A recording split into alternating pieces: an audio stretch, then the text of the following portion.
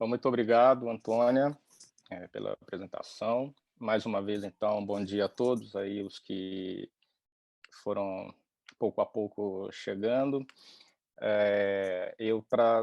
Por questões de tempo, já vou dar início, então, vou compartilhar aqui o PowerPoint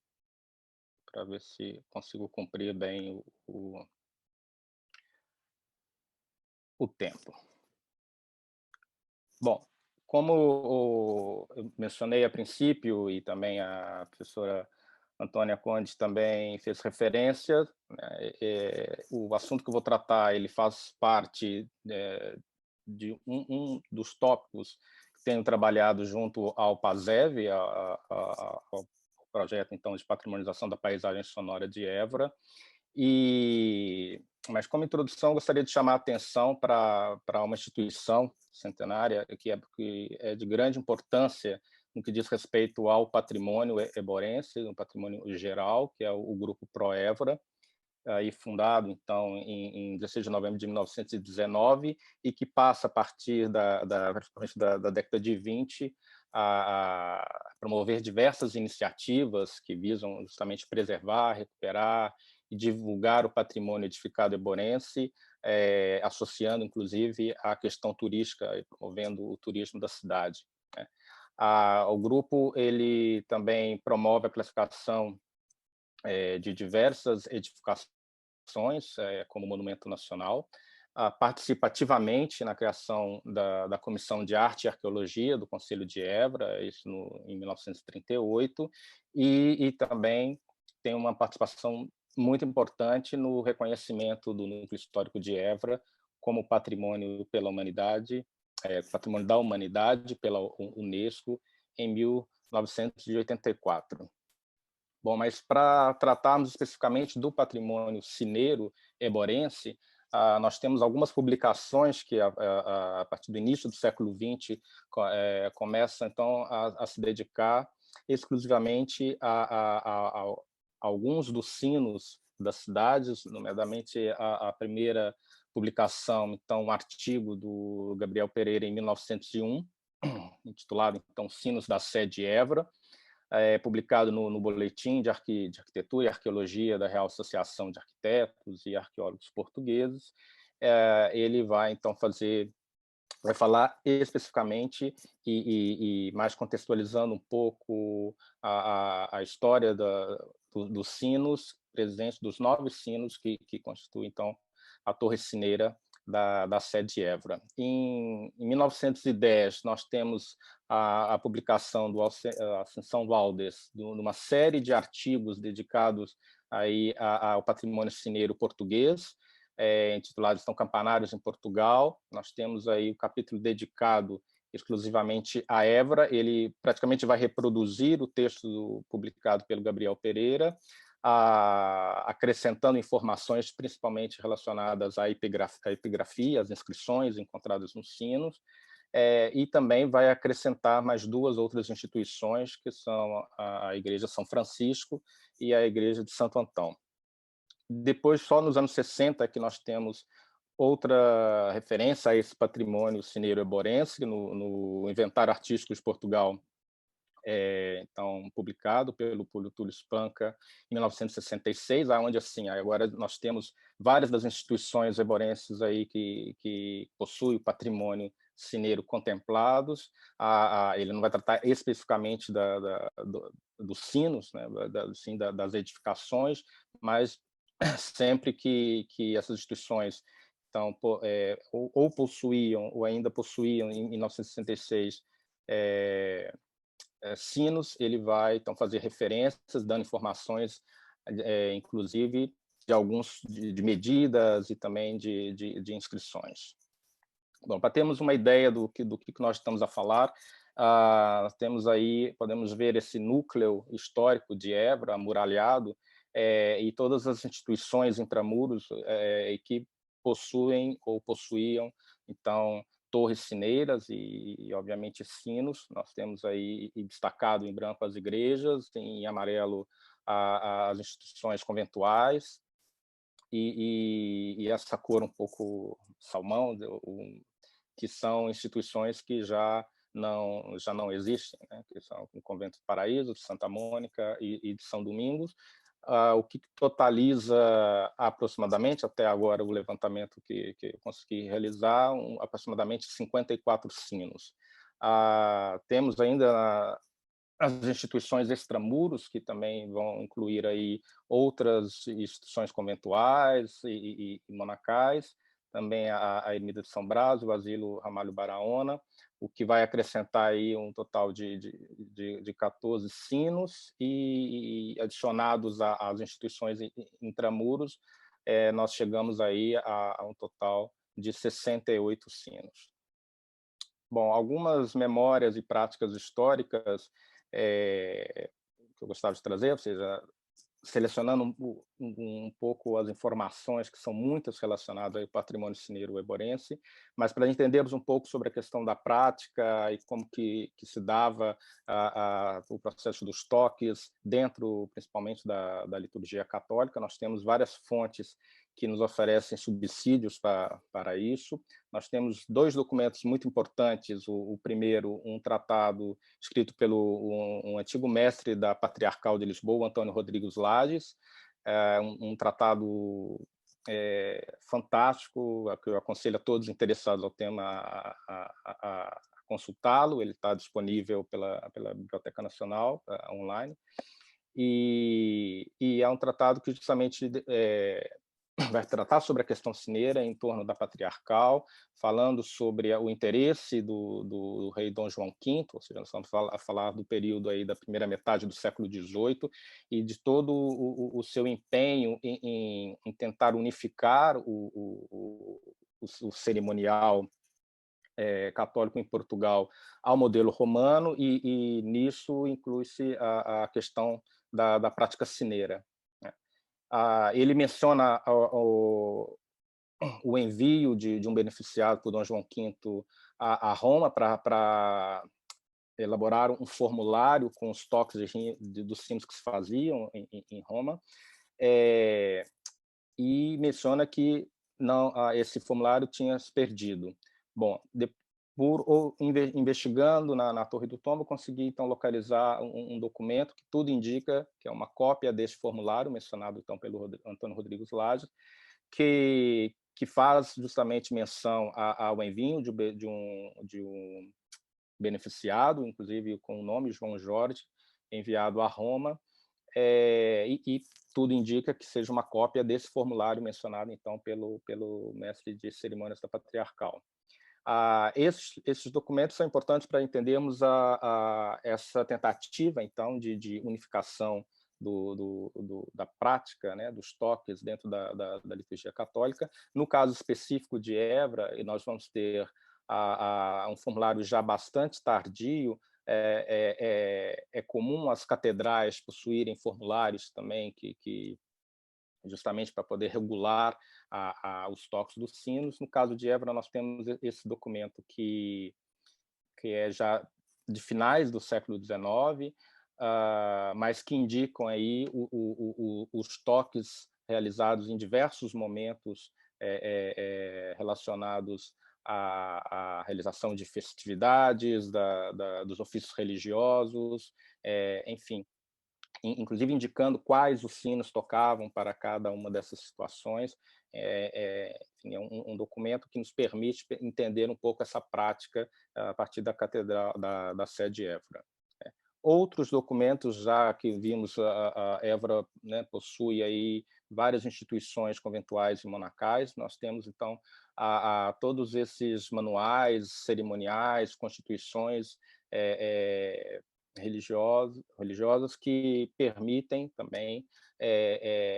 conhecer como se dava a prática cineira dentro desses ambientes, né? Todos esses manuais, eles possuem capítulos dedicados especificamente à prática cineira. E temos já fora do âmbito religioso um documento também bastante importante para entendermos isso, relacionado já ao ambiente da Universidade de Évora, né, uma instituição de grande importância para a cidade. Então, nós temos a elaboração dos seus estatutos a partir de 1563, depois temos uma atualização em 1567 e uma terceira entre 1615 e 1643, e nos estatutos há também capítulos dedicados ao ofício do sineiro da universidade e também ao relojoeiro. Bom, aqui eu vou dar um foco basicamente nessa temática do sino como ordenador do tempo, falando um pouco dos relógios mecânicos que existem ou existiram na cidade de Évora. Lembrando que os relógios mecânicos, a partir da sua invenção, mais ou menos em finais do século XIV, já a partir do século XV, várias das cidades na Europa passam já a contar com relógios mecânicos, e no caso de Évora não vai ser diferente. Nós temos aí, podemos ver a Torre Sineira da Sé, nós temos aí uma referência em 1604, já que é um pagamento que deveria ser feito, então, ao Francisco, que seria, então, que é responsável por fazer o relógio dos quartos da Sé. Então, nós conseguimos retroceder até a princípios aí do século XVII. Acredito que conseguimos, havia um relógio ainda anterior a esta data, mas já fica aqui um documento que comprova a existência de um relógio mecânico, pelo menos em princípio do século XVII. Nós temos, então, no que se trata da Torre Sineira da Sé, nós temos aí alguns elementos que a gente permite que eles não são todos do mesmo período, indicam aí o processo de transformação, obviamente, que ocorreu durante todos esses séculos. Nós temos o mostrador do relógio, que é então do início do século XVIII, que é de 1704, e temos aí a indicação de dois sinos, sendo um deles um dos sinos mais antigos de Portugal, um sino, então, portanto, dos finais do século XIII, de 1294, que é o sino das horas, um sino que foi mandado fundir pelo bispo do Dom Pedro, e dedicado a São Brás. É um sino que continua em atividade. Eu acho que várias pessoas de Évora talvez não saibam que o sino, quando escutam as badaladas que dão as horas aí na cidade de Évora, aí no núcleo histórico, é justamente o som que se escuta, é o som desse sino, ou seja, um sino de mais de 723 anos, se é preciso, o que é uma coisa bastante rara. E também temos o sino dos quartos, que é mencionado, inclusive, pelo Gabriel Pereira, enfim, aqueles autores que eu já mencionei no início, que não está datado, não há informações, mas tudo indica que não é, enfim, que ele possui semelhanças construtivas, a esse sino das horas, mas ainda não foi possível fazer uma datação precisa do sino. E em busca dos mecanismos, né, para ver se existia ainda o mecanismo do relógio, consegui localizar aí o que parece indicar aí, né, entre essas engrenagens aí, tudo indica que isso possa ser vestígios do antigo mecanismo do relógio. Bom, temos, então, como já vimos na igreja, então, do Colégio do Espírito Santo, da Universidade de Évora,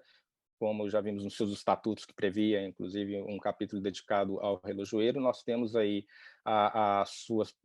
duas torres sineiras, cada uma com um sino, e onde é possível, na torre sineira aí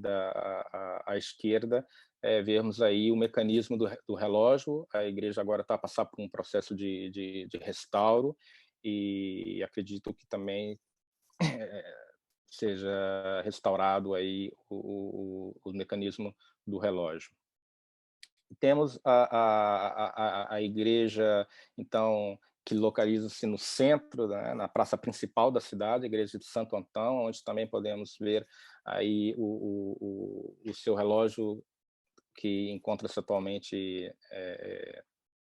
não está em uso, não encontra-se em atividade. Já uma instalação mais tardia em relação aos outros, nós temos aí a data de 1835, ou seja, reinando Dona Maria II, que exige a instalação de um relógio na praça da cidade. Nós temos aí o mostrador já sem os ponteiros, ou seja, um relógio que realmente não está em uso, e podemos ver por dentro da torre aí também vestígios de parte do mecanismo, e dois dos sinos do relógio, são dois sinos extremamente raros, sinos manuelinos, ou seja, estamos a falar aí de um período de transição aí, pelo menos entre o século XV e o século XVI, e há um terceiro sino mais pequeno, mais agudo, que é de princípios do século XVIII. Então, esses três relógios, então, são exemplos de relógios mecânicos históricos que existiram na cidade de Évora. Bom, ainda na igreja de Santo Antão, nós temos aí a instalação de um relógio iluminado da sua fachada, no seu mostrador, e já um mecanismo mais moderno, instalado a partir de 1901. Podemos ver esse relógio teve o seu mecanismo que acionavam os sinos da torre, então, do relógio antigo, mas também esse sistema foi desativado e atualmente encontra-se sem atividade. Nós temos agora uma situação bastante interessante, ainda também na igreja de Santo Antão, que é a existência de um pequeno carrilhão constituído, então, por 10 sinos, 8 sinos instalados a princípio pelo Cândido Ruiz Belas, e depois 2 outros sinos que vão ser adicionados aí já nos anos 30 do século XX, o que nos leva a perguntar assim, qual seria a funcionalidade, o porquê de existir esse conjunto de sinos, e também, inclusive, ter o acréscimo desses outros 2 sinos aí nos anos 30 do século XX. Bom, na falta de informações mesmo precisas referentes à cidade de Évora, nós podemos utilizar informações que possam aí nos dar pistas sobre o repertório que era executado nesses carrilhões, como forma de entretenimento. Nós temos aí uma referência do Júlio Dantas ao Folheto de Lisboa, de 1743, que fala que o carrilhão da Igreja do Loreto tocava-se, então, minuetos e contradanças. Depois nós temos o Pinto de Carvalho, na sua História do Fado, que menciona que a modinha Cruel Cidade, o minueto afandangado e a cantiga popular Periquito, o bailar não sei, eram executados nos sinos das igrejas lisboetas. Nós temos um testemunho da viajante inglesa Lady Jackson em 1873, que ouviu, então, valsas, polcas, galopes e passagens de óperas primorosamente executados pelos carrilhonistas de Lisboa. E também, fazendo uma conexão aí com o Brasil, nós temos um testemunho um pouco moralista do escritor Olavo Bilac, em 1899, onde ele, então, reclama dos tangos indecentes, das lascivas polcas, dos ignovos machiches e também os descadeirados lundus que podia se ouvir nos carrilhões das igrejas brasileiras.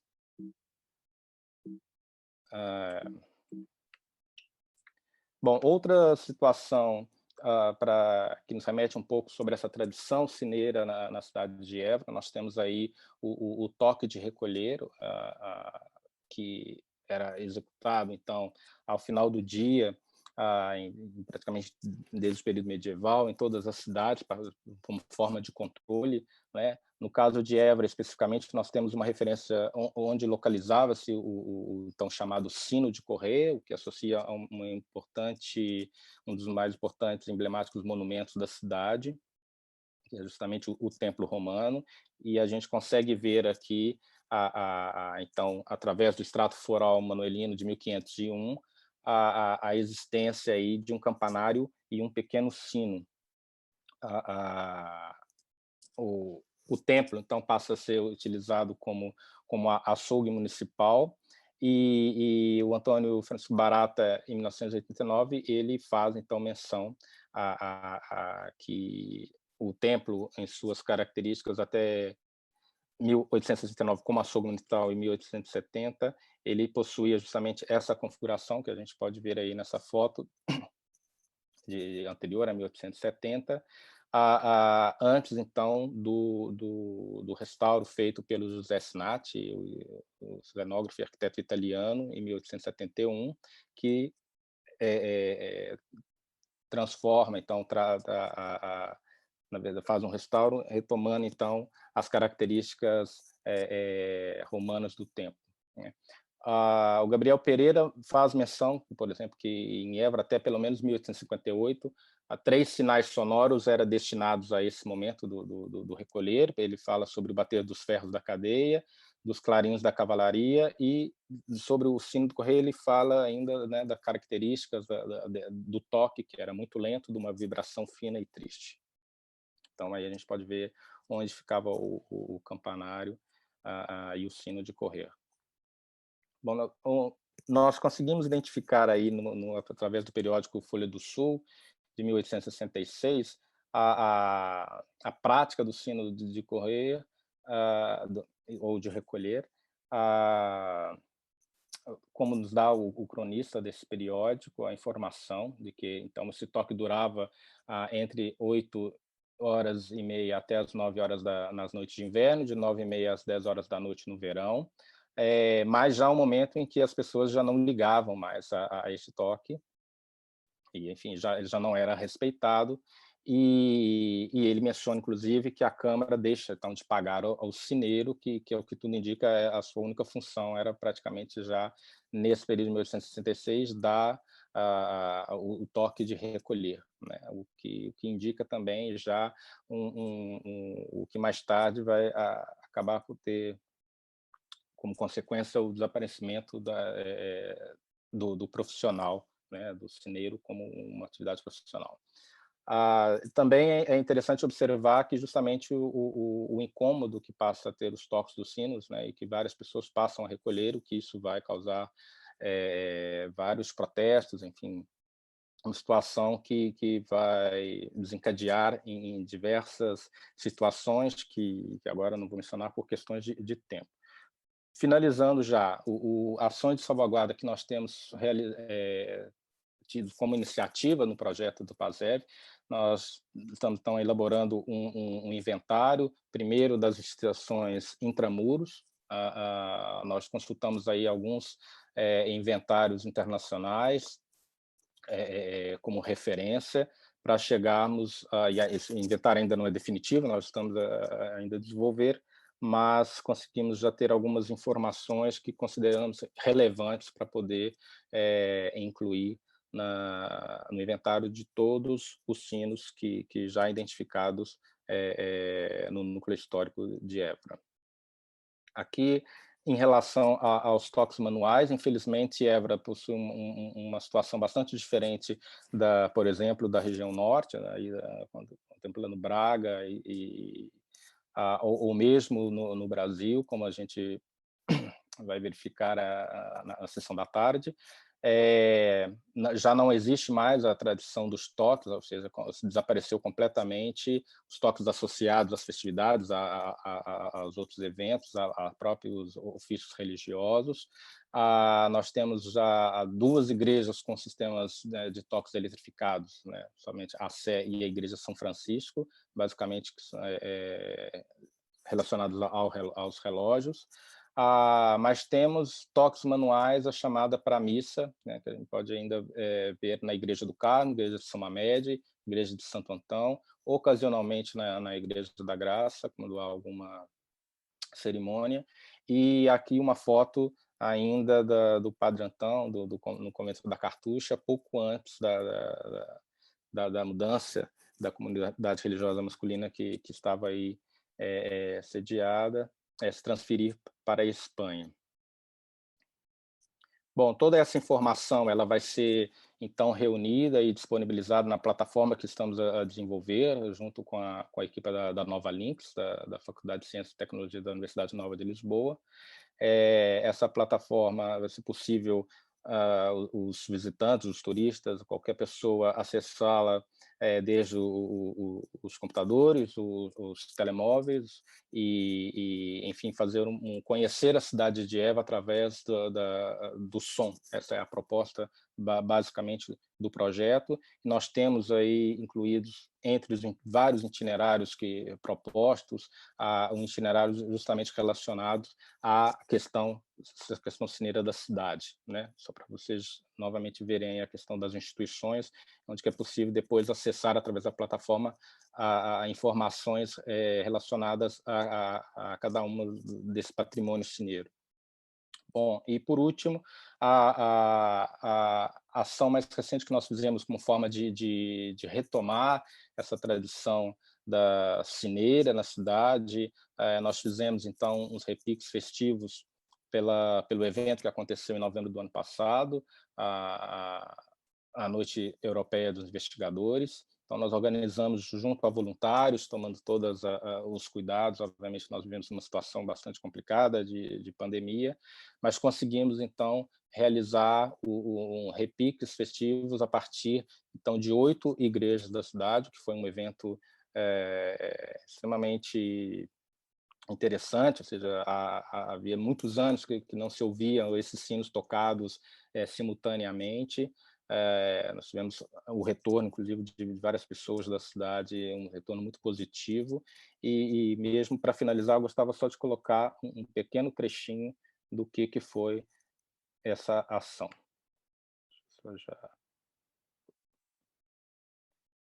Provavelmente vocês não vão escutar muito bem o som. Toda essa fase. Aí vocês podem ver, foi transmitido, então, em tempo real, em direto, né,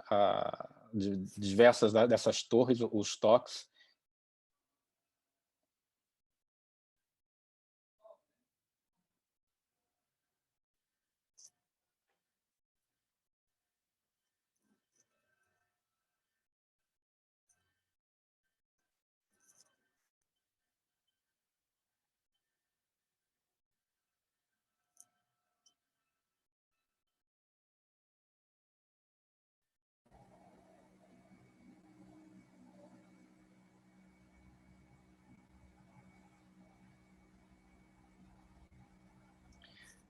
Bem, e é isso. Então, sem querer me alongar mais, aí agradeço a atenção de todos. Muito obrigado.